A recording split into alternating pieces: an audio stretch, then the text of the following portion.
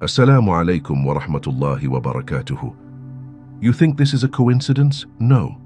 This message came to you with purpose. Allah saw your stress, not the kind you talk about, the kind you carry silently, the kind that follows you into sujood, the kind that keeps your heart awake when your body is exhausted. And Allah sent you this reminder. Let me ask you something, honestly. When was the last time you felt truly calm, not distracted, not numbed, calm? If your answer hesitated, this message is for you. Many people believe stress is just part of life, but Islam teaches us something deeper. Stress is often a signal that the heart is overloaded, a signal that the soul is being stretched, a signal that Allah is calling you back, gently at first. And here is the part that should make you sit up. Allah does not remind those He has abandoned. He reminds those He loves. Yes, let that land. If Allah had turned away from you, He would let you drown in distraction. But instead, He interrupted your scrolling, your routine, your thoughts, and sent you this. Now listen carefully, because what comes next may challenge what you've been telling yourself. What if your stress is not a punishment, but a positioning? We'll return to that. But first, you need to understand why this weight feels so heavy right now. There is a mistake many sincere believers make. They assume, if I am stressed, something must be wrong with my faith. That assumption is dangerous, because stress is not always a sign of distance from Allah. Sometimes, it is a sign that Allah is realigning your heart. Think about this question. Don't answer quickly. If your life stayed exactly the same for the next 5 years, would your soul be satisfied? If that question made you uncomfortable, good. Discomfort is often the doorway to clarity. Allah creates pressure when comfort would destroy you, not to break you but to wake you. Fear enters when the heart begins relying on outcomes instead of the one who controls them. And stress multiplies when the mind tries to carry what only Allah can hold. Here's a quiet truth most people don't want to hear. You are stressed because you are trying to control what was never yours to manage. And Allah, in His mercy, is gently removing that illusion. Be honest. Have you ever said, I trust Allah, then immediately panicked anyway? Yes, you're human, but also, you're being invited to a deeper level of trust. The Prophet Muhammad, peace be upon him, taught us that the heart finds rest only in remembrance of Allah, not in certainty of outcomes. So why does your stress feel urgent now? Because Allah does not delay reminders when hearts are at a turning point. And this turning point is closer than you think.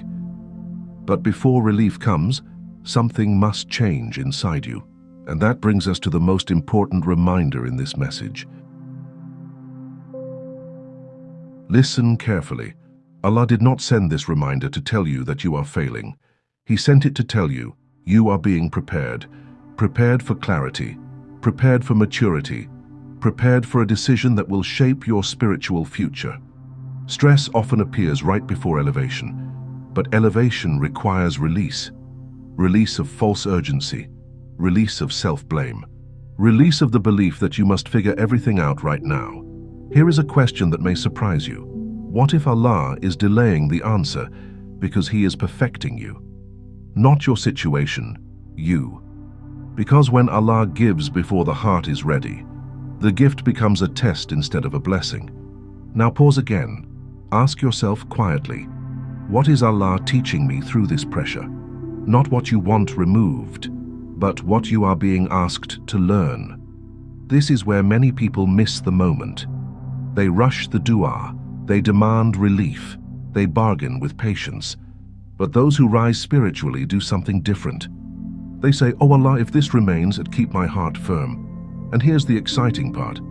That level of surrender changes everything. Because once the heart aligns, relief no longer needs to rush.